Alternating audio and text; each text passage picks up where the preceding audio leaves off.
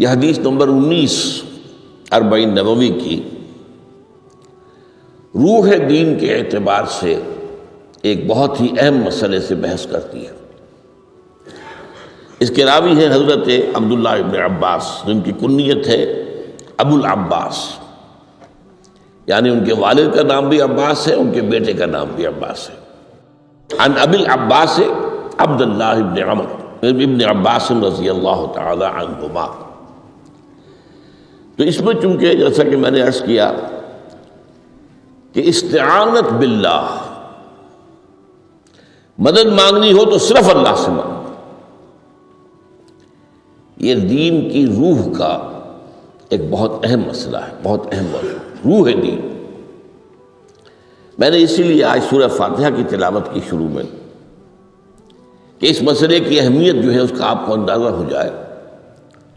سورہ فاتحہ جو ہماری نماز کا جزو لازم ہے، حدیث نبوی ہے لا صلاۃ لمن لم یقرأ بفاتحۃ الکتاب، سورہ فاتحہ کے بغیر کوئی نماز نہیں، ہر رکعت میں ہم پڑھتے ہیں۔ یا یہ دوسری بات ہے، فقہ حنفی کے مطابق امام پڑھتا ہے اگر جہری انداز میں تو گویا کہ پوری جماعت کی طرف سے ادائیگی ہوئے، لیکن اس پہ اتفاق ہے کہ سورہ فاتحہ ہی اصل نماز ہے۔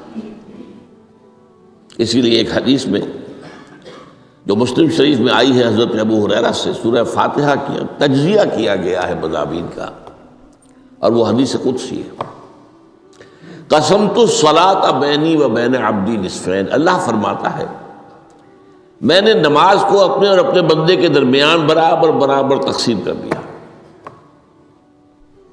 بندہ کہتا، اب اس کے بعد ساری تفصیل سورہ فاتحہ کی ہے۔ صلاۃ کہا قسمت الصلاۃ بینی و بین عبدی نصفین، تو ہم تو صلاۃ میں سورہ فاتحہ بھی ہے، پھر اس کے بعد کچھ ہم اور قرآن مجید کی آیتیں پڑھتے ہیں، پھر رکوع بھی ہے، پھر سجود بھی ہے، قیام بھی ہے، اور قاعدہ بھی ہے، سب ہے۔ صلاۃ تو منہ کا، لیکن یہ کہ اصل صلاۃ سورہ فاتحہ۔ چنانچہ اس حدیث میں تجزیہ کیا گیا ہے، جب بندہ کہتا ہے، میرا بندہ یہ کہتا ہے الحمدللہ رب العالمین، تو میں یہ کہتا ہوں، اللہ تعالیٰ یہ فرماتا ہے حمدنی عبدی، میرے بندے نے میری حمد کی، تعریف کی، ثنا کی۔ جب بندہ کہتا ہے الرحمن الرحیم، میں کہتا ہوں، اللہ کہتا ہے اثنا علی عبدی، میرے بندے نے میری ثنا کی۔ اور جب بندہ کہتا ہے مالک یوم الدین، تو اللہ فرماتا مجدنی عبدی، میرے بندے نے میری بزرگی بیان کی۔ تو یہ سارا میں اس لیے آپ کو حوالہ دے دیا ہے، آج میں سورہ فاتحہ کا درس نہیں دے رہا ہوں، پوری بات نہیں سنا رہا کہ اصل نماز سورہ فاتحہ۔ اب سورہ فاتحہ میں 7 آیتیں ہیں، اور عجیب ترتیب ہے، 3 آیتوں پر ایک جملہ بنتا ہے، الحمدللہ رب العالمین الرحمن الرحیم مالک یوم الدین، آیتیں 3 جملہ 1۔ پھر 3 آیتوں پر ایک جملہ ہے آخر میں، اہدنا الصراط المستقیم صراط الذین انعمت علیہم غیر المغضوب علیہم ولا الضالین، آیتیں 3 جملہ 1۔ درمیانی آیت ہے 4 نمبر کی، ایاک نعبد و ایاک نستعین، یہ ہے در حقیقت مرکزی آیت، مرکزی ہو گئی، 3 ادھر 3 ادھر، پھر وہ 3 ایک جملہ، آخری 3 ایک جملہ، اور یہ ایک آیت میں 2 جملے ہیں۔ ایاک نعبد بھی مکمل جملہ ہے، و ایاک نستعین بھی مکمل جملہ ہے، اور یہیں پر سورہ فاتحہ کی وہ تقسیم ہوتی ہے آدھی، 3.5 آیتیں ادھر ہیں، الحمدللہ رب العالمین الرحمن الرحیم مالک یوم الدین ایاک نعبد۔ اب واو آ گیا، یہ واو ایسے ہے جیسے کہ آپ ترازو کو پکڑتے ہیں، مٹھ اس کی جو ہے۔ اب 3.5 آیتیں ہیں، وَإِيَّاكَ نَسْتَعِينُ اهْدِنَا الصِّرَاطَ الْمُسْتَقِيمَ صِرَاطَ الَّذِينَ أَنْعَمْتَ عَلَيْهِمْ غَيْرِ الْمَغْضُوبِ عَلَيْهِمْ وَلَا الضَّالِّينَ۔ یہ جو مرکزی آیت ہے، اس میں 2 باتوں کا ذکر ہے۔ ایاک نعبد، ایک تو ہم اقرار کرتے ہیں کہ اللہ ہم صرف تیری ہی بندگی کرتے ہیں اور کرتے رہیں گے، یہ حال اور ماضی، حال اور مستقبل دونوں کو محیط ہے۔ اور دوسرا وَإِيَّاكَ نَسْتَعِينُ، اور صرف تجھ ہی سے مدد مانگتے ہیں اور مانگتے رہیں گے۔ یہ گویا کہ دین کا ایک مرکزی نقطہ ہے، جو صلاۃ کا مرکزی نقطہ ہے وہی در حقیقت دین کا مرکزی نقطہ ہے۔ اب ہم اس پر غور کر چکے ہیں۔ اربعین نبوی کی حدیث نمبر 3 جو ہے وہ اس پر ہے، ایاک نعبد پر۔ اس میں گفتگو ہو چکی ہے تفصیل سے کہ عبادت کا تصور کیا ہے، جس کے لیے انسان کو پیدا کیا گیا۔ وما خلقت الجن والانس الا لیعبدون، اور تمام رسولوں کی دعوت کا مرکزی نقطہ ان اعبدوا اللہ ما لکم من الہ غیرہ۔ زندگی آمد برائے بندگی، زندگی بے بندگی شرمندگی۔ اور اس میں جو کنفیوژن ہم نے پیدا کر دیا ہے کہ عبادت کو عبادات کے مترادف قرار دے دیا۔ نماز، روزہ، حج اور زکوٰۃ یہ عبادات ہیں، وہ عبادت جس کے لیے ہمیں پیدا کیا گیا ہے وہ یہ چیزیں نہیں ہیں، وہ ہے پوری زندگی میں ہمہ تن، ہمہ وقت، ہمہ جہت اللہ کی اطاعت۔ ہر وقت نماز تو نہیں پڑھی جاتی، ہر روز روزہ تو نہیں رکھا جاتا۔ یہ جو کہا کہ میں نے صرف تمہیں پیدا ہی اس لیے کیا کہ میری عبادت کرو، تو عبادت سے مراد یہ چیزیں نہیں ہو سکتی۔ یہ در حقیقت اس عبادت کے لیے سپورٹس ہے، جیسے 4 ستون ہیں ان پر چھت ہے، چھت کو سپورٹ دینے کے لیے ستون ہے۔ ستونوں کی معنویت ہی تب ہے جب کہ چھت ہو، ورنہ کیا کہیں گے کس لیے کھڑے کر دیے 4 ستون؟ پاگل پن ہے کوئی؟ کس لیے؟ What for? جب تک کہ چھت کا تصور نہ ہو۔ شامیانے کے لیے 4 آپ نے بانس کھڑے کیے ہیں، کس لیے؟ اس شامیانے کو سپورٹ کرنے کے لیے۔ تو اب اس میں جو ایک مضمون آیا وہ یہاں بھی آ گیا اس حدیث میں، وہ قرآن مجید کی آیت میں ایاک نعبد و ایاک نستعین۔ یہ ہے دوسری بات جس پر کہ آج کی ہماری مرکزی جو مضمون ہے وہ یہ حدیث۔ تجھ ہی سے مدد مانگتے ہیں اور مانگتے رہیں گے۔ اللہ تعالیٰ سے مدد مانگنا، اب آپ یوں سمجھیے کہ مدد جو مانگی جاتی ہے مختلف الفاظ استعمال ہو سکتے ہیں۔ استعانت وہ اس حدیث میں بھی آیا، قرآن میں بھی آیا سورہ فاتحہ میں، ایاک نستعین۔ استمداد مدد طلب کرنا، استنصار نصرت مانگنا، استدعاء کوئی دعا کرنا کسی کام کے لیے، استغاثہ کسی کی دعائی دینا، یہ تمام ایک قبیل کی چیزیں ہیں، ان کو جمع کر لیجیے استعانت۔ اب استعانت ایک تو ہے عام مادی دنیا کے اصول کے اندر میں کسی سے کہوں بھائی مجھے ذرا پانی پلا دینا، یہ بھی استعانت ہی ہو گئی نا، میں نے اپنی ایک ضرورت کو پورا کرنے کے لیے اسے مدد چاہیے۔ اس میں کوئی شرک نہیں، کوئی برائی نہیں، معلوم ہے یہ ایک عام مادی قوانین کے تحت ہوگا۔ یہ علیحدہ بات ہے کہ حضور کے بارے میں یہ آتا ہے صلی اللہ علیہ وسلم کہ آپ کبھی ایسے کام کے لیے بھی کسی کو نہیں کہتے تھے، یہاں تک کہ اگر آپ سواری پر ہوتے تھے اور آپ کا جو کوڑا ہے وہ نیچے گر گیا تو آپ اپنی سواری کو بٹھا کر یا اتر کر خود کوڑا اٹھاتے تھے، کسی سے کہتے نہیں تھے کہ مجھے ذرا اٹھا دو۔ تو یہ استدعاء، استعانت، استمداد، اس میں ایک درجے ہیں، بڑے اونچے اونچے درجے بھی ہیں، لیکن عام حالات میں ہم مادی قوانین کے تحت اگر کوئی مدد چاہے کسی سے تو کوئی بری بات نہیں، اس میں کوئی شرک نہیں، اس میں کوئی کفر نہیں، اگرچہ بعض حضرات کے نزدیک اس کا ایک درجہ ہے وہ میں بعد میں بیان کروں گا۔ لیکن یہ کہ ماورائی انداز میں کسی غیر مرئی حقیقی یا باہومہ شخصیت سے مدد مانگنا یہ شرک، غیر مرئی حقیقی فرشتے ہیں،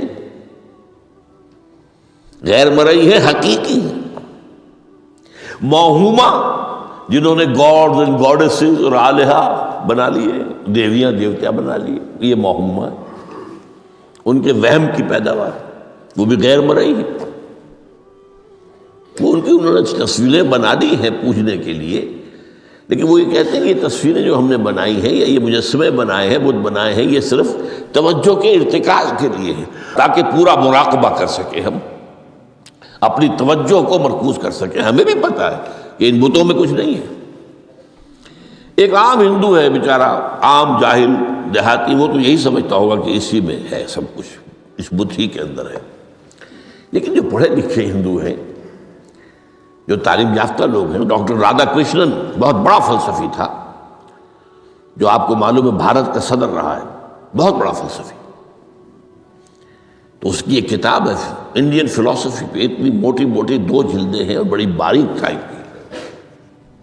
اس میں اس نے کہا کہ ہم ان بتوں میں کچھ نہیں سمجھتے، یہ تو صرف کنسنٹریشن، توجہ کو مرکوز کرنے کے لیے ہم نے ان کو بنا لیا ہے، تاکہ ان کے ساتھ ایک ذہنی اور روحانی رشتہ قائم کرنے کے لیے اپنی توجہات کو مرکوز کر سکیں. بہرحال یہ میں نے بتایا، ایک ہے غیر مرئی حقیقی، ایک ہے غیر مرئی موہومہ. غیر مرئی حقیقی میں فرشتے بھی ہیں، معلوم ہے یہاں موجود ہیں، کرامن کاتبین ہیں، لیکن میں یہ نہیں کہہ سکتا کہ ذرا میری یہ مشکل دور کر دو. اس فرشتے سے میں مخاطب نہیں ہو سکتا، یہ شرک ہو جائے. حالانکہ ہمیں معلوم ہے فرشتہ ہے. فرشتے تو اس وقت ہمارے اس مجمع کو گھیرے ہوئے ہیں. حضور کی حدیث ہے، مجتمع قوم فی بیت من بیوت اللہ یتلون کتاب اللہ ویدارسونہ بینہم الا حفتہم الملائکہ وغشیتہم الرحمہ. جب بھی کبھی میرے گھروں میں سے کسی گھر میں میرے بندے جمع ہوتے ہیں قرآن کو پڑھنے اور سمجھنے کے لیے، سمجھنے سمجھانے کے لیے، تو فرشتے ان کے گرد گھیرا ڈال لیتے ہیں اور ان پر رحمت چھا جاتی ہے اور سکینت ان پر آسمان سے نازل ہوتی ہے. اور اللہ تعالیٰ ان کا ذکر کرتا ہے فی من عندہ.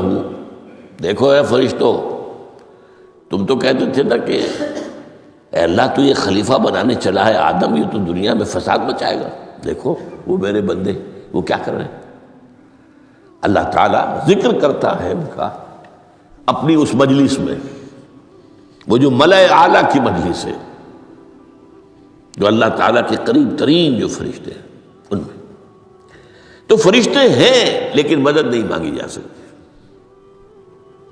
اسی طرح اب ذرا مسئلہ دوسرا وہ مختلف ہی ہو جائے گا. میں نے پہلے وہ بات کی جس میں اختلاف کا امکان ہے، فرشتے تو ہیں، ان پر ہمارا ایمان ہے، اور اصل میں ایمان بالملائکہ ہی کی شکل بگڑی ہے. یہ جو گاڈ اور گاڈیسز بنا لیے گئے اور دیوی اور دیوتا بنا لیے گئے اور آلہہ بنا لیے گئے، ملائکہ ہی کی.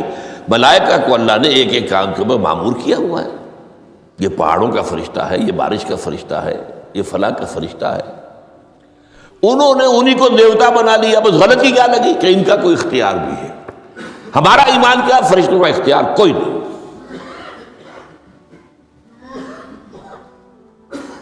یفعلون ما یؤمرون، جو اللہ حکم دیتا ہے کرتے ہیں، ان کا کوئی اختیار نہیں. بس یہ باریک سا پردہ ہے. یہی ایمان بالملائکہ بن گیا ہے دیویوں اور دیوتاؤں کی شکل اختیار کرنی.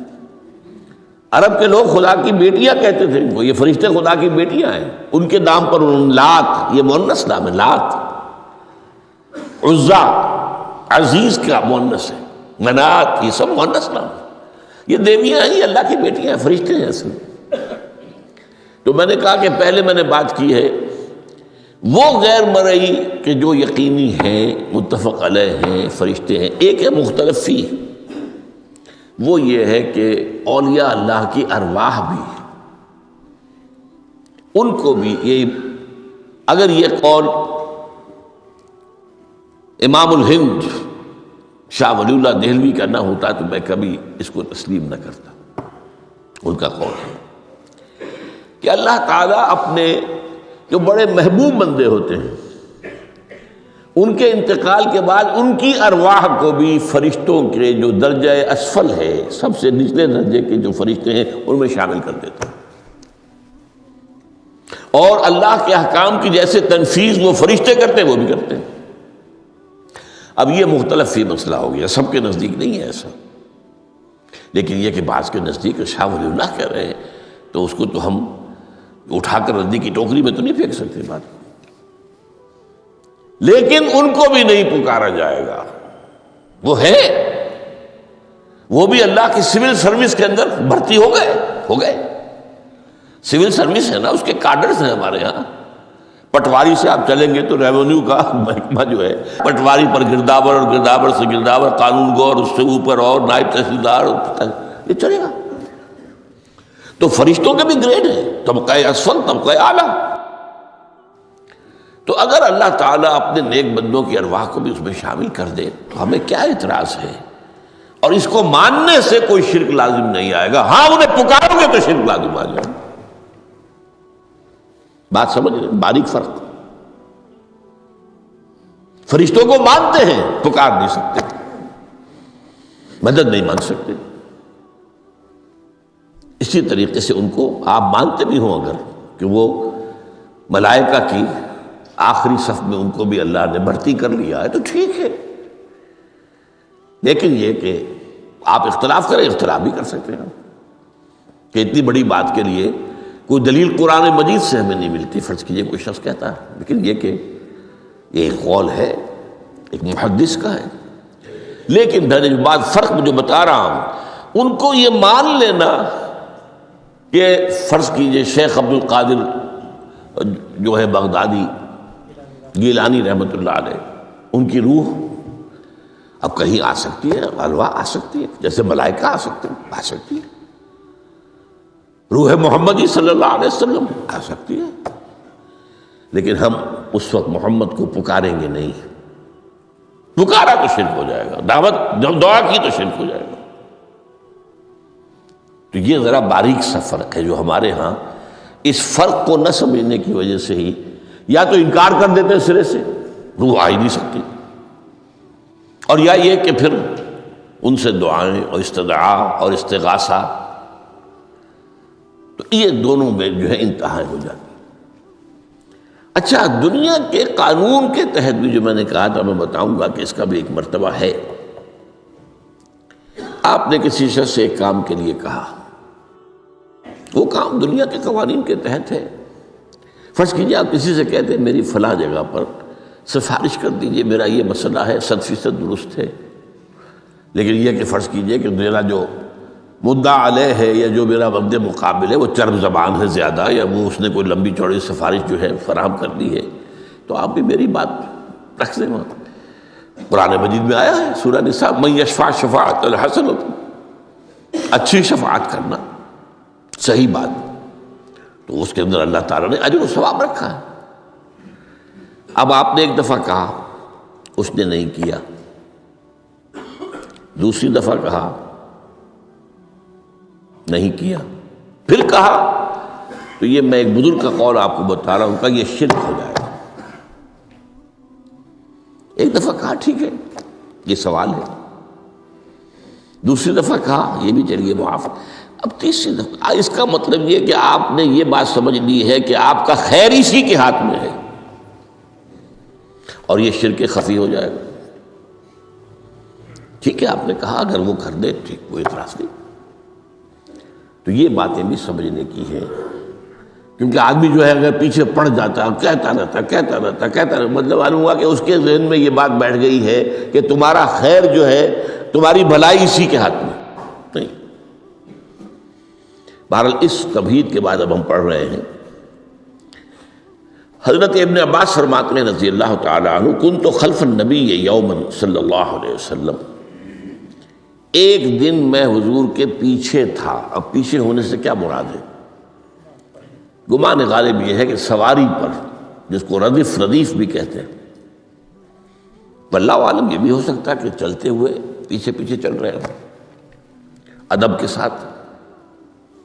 چچا زاد بھائی ہیں لیکن عمر میں تو بہت چھوٹے ہیں، نوجوان ہیں.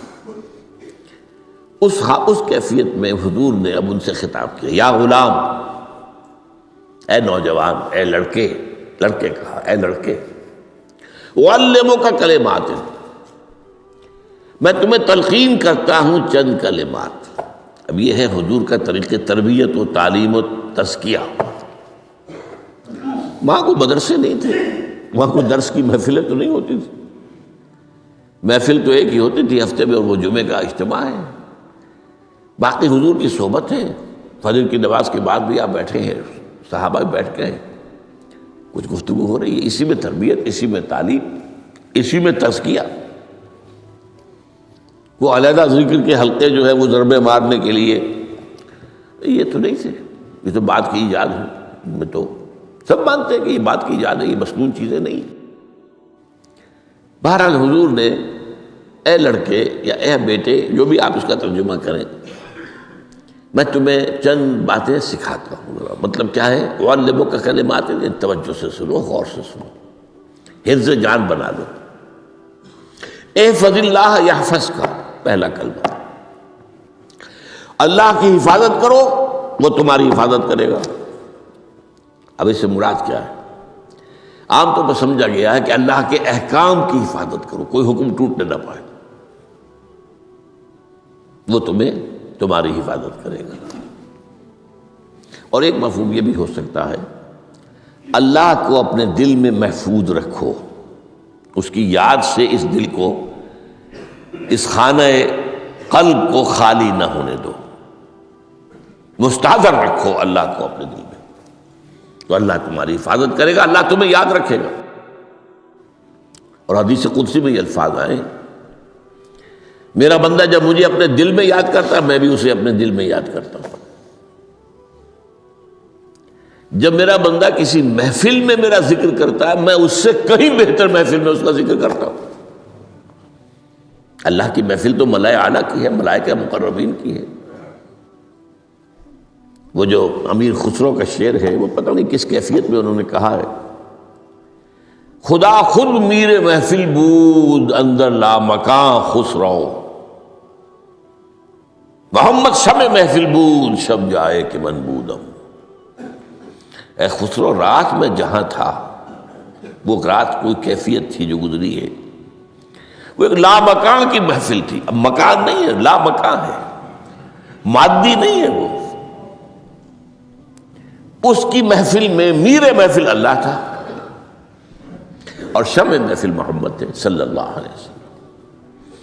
خدا خود میر محفل بود اندر لا مکان خسرو، محمد شمع محفل بود شب جائے کہ من بودم۔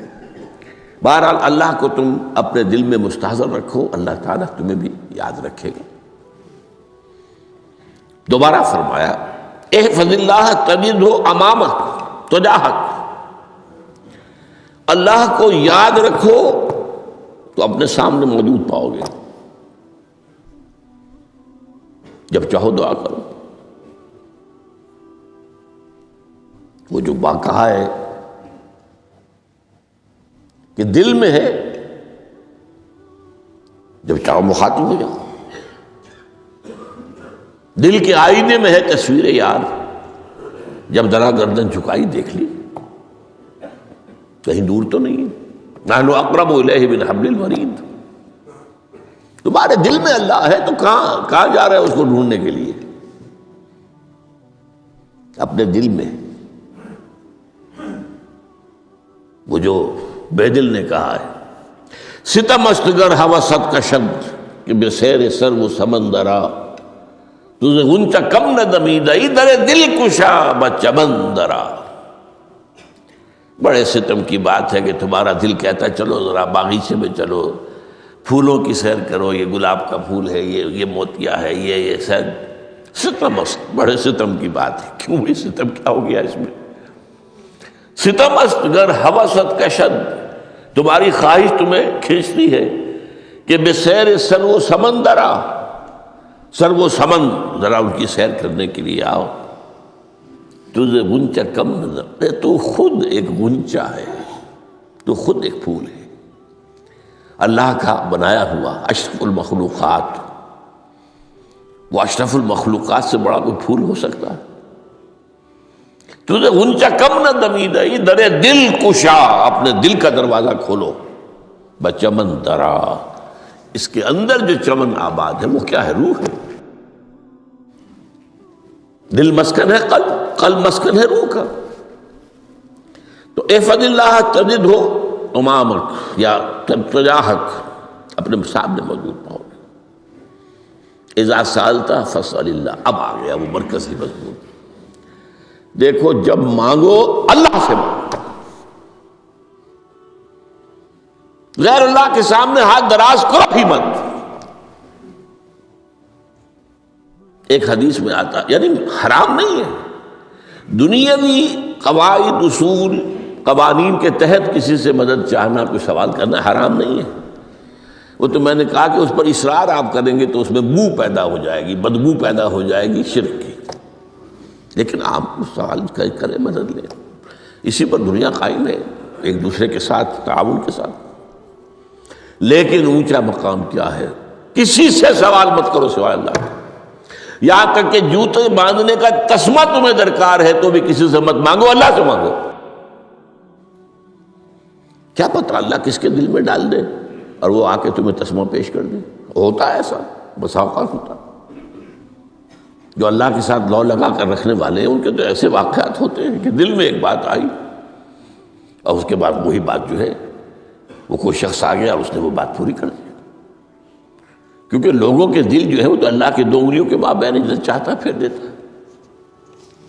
کیا پتہ اللہ کسی فرشتے کو انسانی شکل میں بھیج دے، آتا ہے فرشتہ، آتا ہے انسانی شکل میں، آتا ہے آپ کی تکلیف کو رفع کر دے، آپ کی ضرورت کو پورا کر دے، اسی سے مانگو، کسی اور سے مت مانگو۔ یہ ہے توحید کا لب لباب۔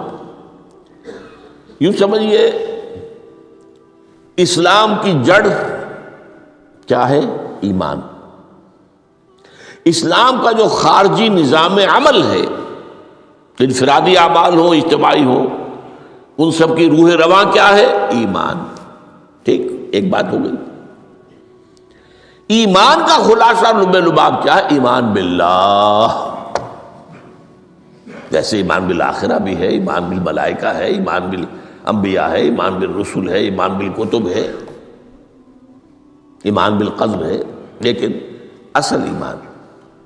اسی لیے ایمان مجمل میں آپ کو معلوم ہے کسی اور چیز کا ذکر نہیں۔ آمنت باللہ کما ہوا باسمائہ وصفاتہ وقبلت جمیع احکامہ اقرار باللسان وتصدیق بالقلب، یہ ایمان مجمل ہے۔ اجمالی طور پر ایمان اس کا نام ہے، ہاں مفصل تفصیلی طور پر آمنت باللہ وملائکتہ وکتبہ ورسلہ والیوم الآخر والقدر خیرہ وشرہ من اللہ تعالی والبعث بعد الموت۔ تو اسلام کی جڑ ایمان، اور اسلام کا سارا جو نظام عمل ہے، چاہے انفرادی اعمال ہو چاہے اجتماعی، ان سب کی روح رواں ایمان، اور ایمان کا خلاصہ ایمان باللہ۔ اور ایمان باللہ کا اصل حاصل وہ ہے جو اس حدیث میں آ رہا، اس کے 2 ہیں تقاضے، عبادت صرف اسی کی، استعانت صرف اسی سے۔ اس لیے میں نے سورہ فاتحہ کا تذکرہ شروع میں کیا۔ یہ عبادت کا جوہر ہے، عبادت کا جو ہے یہ ایمان کا حاصل، عبادت صرف اس کی ہے اور استعانت صرف اس سے۔ استعانت ہی میں سوال بھی آ گیا، یہ بھی مدد ہے۔ آپ کسی سے کچھ مدد مالی چاہ رہے ہیں یا کوئی اور مدد چاہتے ہیں، کسی کام میں مدد چاہتے ہیں، جیسے میں نے کہا تھا کہیں سفارش کرانا چاہتے ہیں، یہ بھی مدد ہے۔ وَإِذَا اسْتَعَنْتَ فَاسْتَعِنْ بِاللَّهِ، اور جب مدد مانگو صرف اللہ سے مانگو۔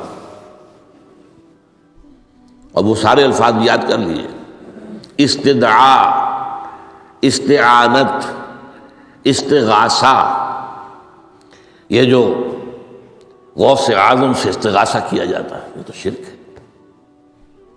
استغاثہ اللہ سے، دعائی اللہ کی۔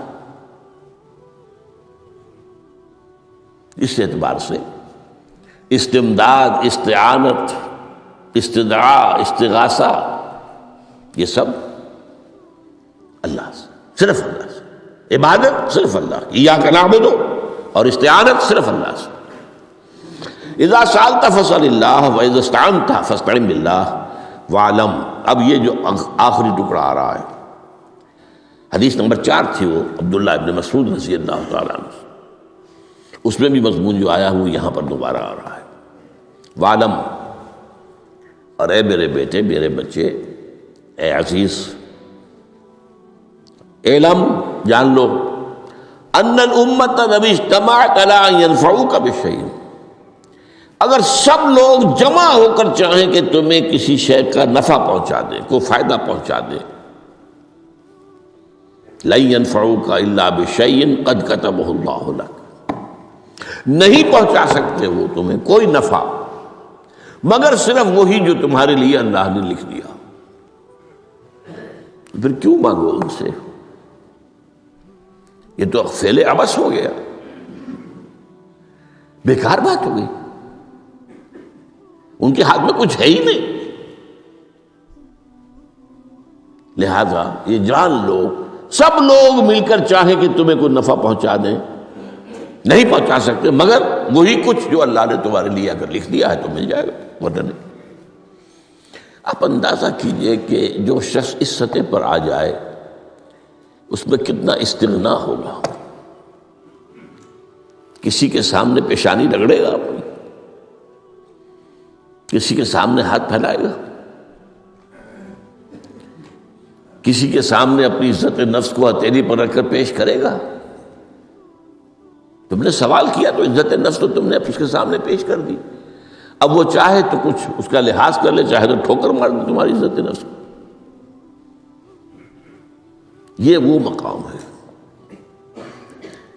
جب مانگو صرف اللہ سے، جب مدد طلب کرو صرف اللہ سے، اور جان لو اگر تمام لوگ جمع ہو کر تمہیں کوئی فائدہ پہنچانا جائے نہیں پہنچا سکتے، الا بشیء قد کتب اللہ لک وان اجتمعوا علی ان یضروک بشیء لم یضروک الا بشیء قد کتب اللہ علیک، اگر سب مل کر چاہیں تمہیں کوئی نقصان پہنچا دے نہیں پہنچا سکتے مگر وہی کچھ جو اللہ نے تمہارے لیے لکھ دیا۔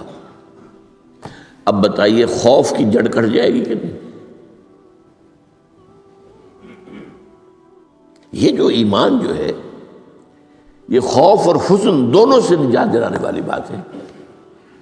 جو حقیقی مومن ہے وہ اللہ کا ولی ہے، حقیقی مومن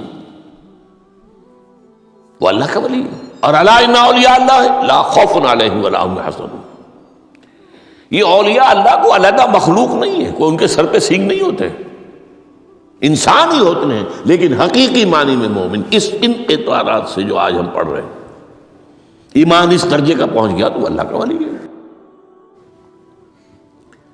اور لوگ کے لیے خوف کس بات کا ہوگا؟ کس سے خوف کروں؟ اس کے ہاتھ میں کچھ ہے ہی نہیں، اور اگر کچھ اللہ نے میرے لیے لکھ دیا وہ آ کر رہے گا، چاہے میں لاکھ گڑ گڑاؤں تو اس کے سامنے مجھے چھوڑ دے، اگر اللہ نے لکھا وہ آئے وہ تو آئے، تو کاہے کو اس کے سامنے گڑ گڑانا، کاہے کو جبسائی کرنا اس کے سامنے، اور کسی کے ہاتھ میں کچھ ہے ہی نہیں، میرا خیر ہے ہی نہیں، کاہے کو خوشامد کروں اس کی۔ اور سنیے، رفعت الاقلام، دیکھو نوجوان، قلمیں اٹھا لی گئی ہیں، وجفت الصحف، اور جو رجسٹر ہیں صحیفے ان کی سیاہی خشک ہو چکی ہے۔ یہ ہے وہ اللہ کا علم قدیم جس میں ہر شے لکھ دی گئی، اس کی قلم اٹھا لیے گئے۔ وہ جیسے آپ کو معلوم ہے امتحان ہوتا تھا، 3 گھنٹے ختم ہو گئے، اسٹاپ رائٹنگ، بس اب قلم رک جانا چاہیے۔ وہ قلم تو تقدیر کا کاتب جو ہے وہ قلم اس کا اب اٹھا لیا گیا، اور جو صحیفے جن پر کے لکھا گیا وہ خشک بھی ہو گئے۔ یہ تو روایت ہے جو امام ترمذی نے جس کو روایت کیا، یہ متن ان کا ہے جو ہم نے پڑھا ابھی، اور ان کا قول یہ ہے کہ یہ حدیث حسن صحیح ہے، لیکن یہی روایت اور انہی راوی سے عبداللہ ابن عباس سے رضی اللہ تعالیٰ عنہما اور بھی محدثین نے کی ہے، تو اس میں سے ایک اور متن جو ہے وہ یہاں پر امام نووی نے دے دیا ہے۔ احفظ اللہ تجدہ امامک، یہ تو پہلا وہ ٹکڑا تھا، وقت تو جاہک تھا، یہاں امامک ہے، مطلب ایک ہی ہے، اپنے سامنے پاؤ گے۔ اللہ کی حفاظت کرو، اللہ کو دل میں، اللہ کی یاد کو محفوظ رکھو، گویا کہ اللہ کو مستحضر رکھو۔ ذکر اللہ کے معنی کیا ہے؟ استحضار اللہ فی القلب، یہ ذکر اللہ ہے۔ جنہیں ہم ذکر سمجھ بیٹھے ہیں وہ ذکر کے ذریعے ہے۔ اقیم الصلاۃ لذکری، نماز قائم کرو میری یاد کے لیے، نماز ذریعہ ہے یاد کا۔ یہ علیحدہ بات ہے کہ آپ نے 17 رکعتیں بھی پڑھ لی ہو جو عشاء کی اور یاد آپ کو آئی نہیں کوئی، آپ تو ایک میکینیکل انداز میں جو ہے وہ اٹھک بیٹھک کر رہے ہیں اور آپ کی زبان سے کچھ نکل رہا ہے، اس کا آپ کے شعور سے، دل کی گہرائی سے کوئی رابطہ ہے ہی نہیں، وہ ذکر تو نہیں ہوا۔ ہاں نماز فرض تھی وہ ادا ہو گئی، آپ کی فرض ادا ہو گئی۔ تو جنہیں ہم نے ذرائع، جنہیں ذکر سمجھا وہ ذرائع ذکر ہے، اللہ اللہ سبحان اللہ زبان سے، یہ تاکہ اس کے نتیجے میں وہ ذکر حاصل ہو جائے۔ استحضار اللہ فی القلب، ذکر کے معنی ہے استحضار اللہ فی القلب۔ تعرف الی اللہ فی الرخاء، اور دیکھو کشادگی کے وقت میں تم اللہ کو یاد رکھو، اللہ کی طرف رجوع کیے رہو، بھول نہ جاؤ۔ وہ نہ ہو جو کبھی کہا تھا، بہادر شاہ ظفر کے اشعار میں سے بہت زور کا شعر ہے، ظفر آدمی اس کو نہ جانیے چاہے کتنا ہی ہو فہم و ذکا، جسے عیش میں یاد خدا نہ رہی، جسے تیش میں خوف خدا نہ رہا۔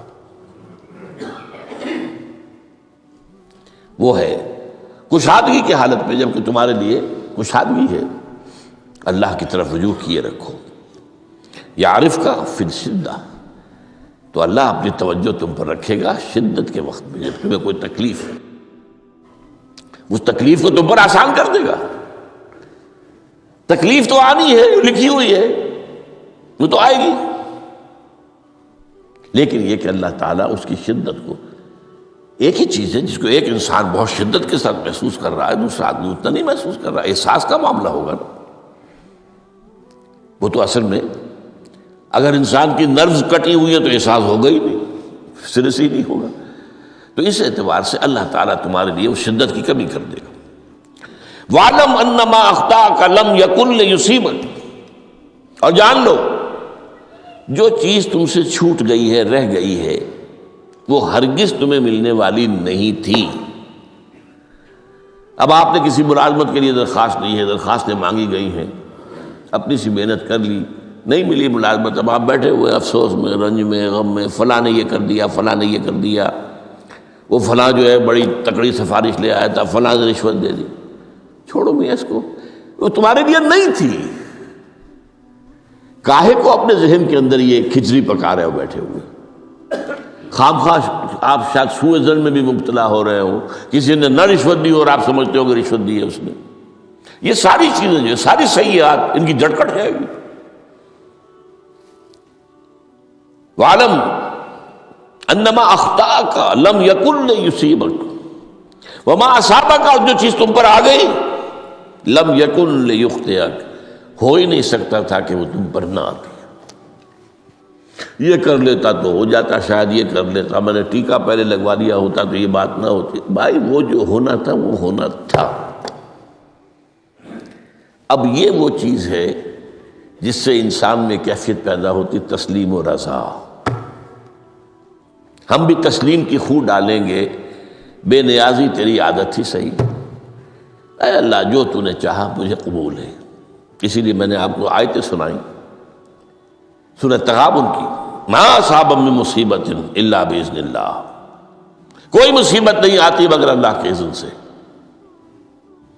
ومن یؤمن باللہ یہد قلبہ، جو اللہ پر ایمان رکھتا ہو اللہ اس کے دل کو ہدایت دے دیتا ہے۔ ہدایت کس بات کی؟ تسلیم و رضا۔ ستمست گر حوست کا شد کہ میں سر سلو سمندرا، نہیں یہ دوسرا شعر میں پڑھنا چاہتا تھا، سر دوستاں سلامت کہ تو خنجر آزمائی، نہ شبد نصیب دشمن کے شبد ہلا کے تیغت۔ اے اللہ تیری طرف سے ہے، مجھے قبول ہے، اور بظاہر مجھے تکلیف ہو رہی ہے لیکن یقیناً اس میں میرا کوئی خیر ہے۔ یدک الخیر، تیرے ہاتھ میں تو خیر ہی خیر ہے، جو بھی تیری طرف سے آئے۔ سر تسلیم خم ہے جو مزاج یار میں۔ اور یہ مضمون جو ہے زیادہ بڑے پیمانے پر سورہ حدید میں آیا ہے. ما اصاب من مصیبت فی الارض ولا فی انفسکم الا فی کتاب من قبل ان نبرأہا. کوئی مصیبت نہیں آتی نہ تمہاری جانوں میں نہ زمین میں زلزلہ آ جانا، سیلاب آ جانا، کچھ اور زمین کا دھنس جانا، یا یہ ہے کہ تمہاری جانوں میں کوئی بخار ہو گیا، کوئی اور تکلیف ہو گئی، اچانک معلوم ہوا کہ صاحب جو کینسر ہے، اور کینسر بھی اب 3rd سٹیج کو پہنچ چکا ہے. لیکن جو بھی آیا ہے وہ اللہ کے علم قدیم کی کتاب میں پہلے سے لکھا ہوا ہے. فی کتاب من قبل ان نبرأہا، یہ کتاب میں درج ہے اس سے پہلے کہ ہم اسے ظاہر کریں. اس کا نتیجہ کیا نکلنا چاہیے؟ لیکن لا تاسوا علی ما فاتکم ولا تفرحوا بما آتاکم. افسوس نہ کیا کرو جو تم سے جاتا رہے، چھوٹ جائے.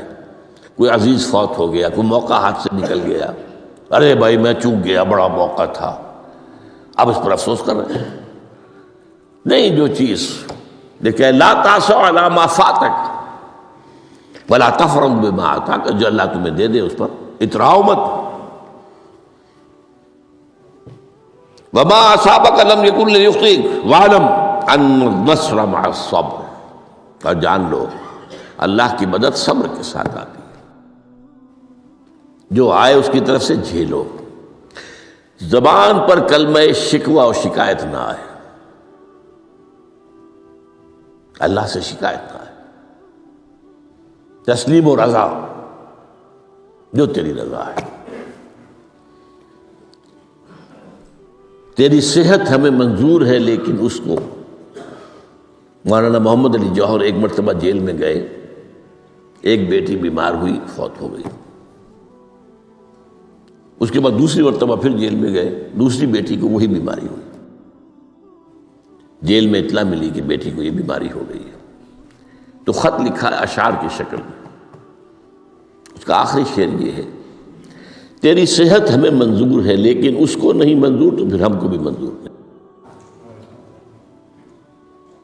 ہم تو چاہتے ہیں میں بیٹی کے تجھے شفا ہو جائے، اسے منظور نہیں تو پھر ہمیں بھی منظور. وَاعْلَمْ أَنَّ النَّصْرَ مَعَ الصَّبْرِ وَأَنَّ الْفَرَجَ مَعَ الْكَرْبِ. فرج، فراخی، کھل جانا کسی چیز کا، یہ ہے کرب کے ساتھ، تکلیف کے ساتھ. تکلیف ہوتی ہے ساتھ. اللہ نے قانون بنایا ہے دنیا کا. اب آپ اندازہ کیجئے بچے کی ولادت میں ماں کو کتنی تکلیف اٹھانی پڑتی ہے. آج کل تو فیشن ہو گیا ہے، سیدھے سیدھے جاؤ، آپریشن کراؤ، تکلیف سے بچ جاؤ. لیکن یہ ہے کہ یہ بھی آپ کے علم میں ہوگا، وہ ساری تکلیف جیسے ہی بچے کو لا کر ماں کے برابر لٹایا ہے، ساری تکلیف ختم. پھر جو راحت اس سے میسر آتی ہے. ان الفرج مع الکرب وان مع العسر یسرا. اسی لیے میں نے وہ آیتیں بھی پڑھی تھی، ان مع العسر یسرا ان مع العسر یسرا. اس دنیا میں یہ اللہ نے نظام بنایا ہے، سختیاں جھیلنی ہی ہوں گی. لقد خلقنا الانسان فی کبد. ہم نے انسان کو پیدا کیا مشقت کے اندر، مشقت تو کرنی پڑے گی. کسی کی جسمانی مشقت زیادہ، کسی کی ذہنی مشقت زیادہ، مشقت سے چارہ کسی کو نہیں. تو یہ ہے ان مع العسر یسرا ان مع العسر یسرا.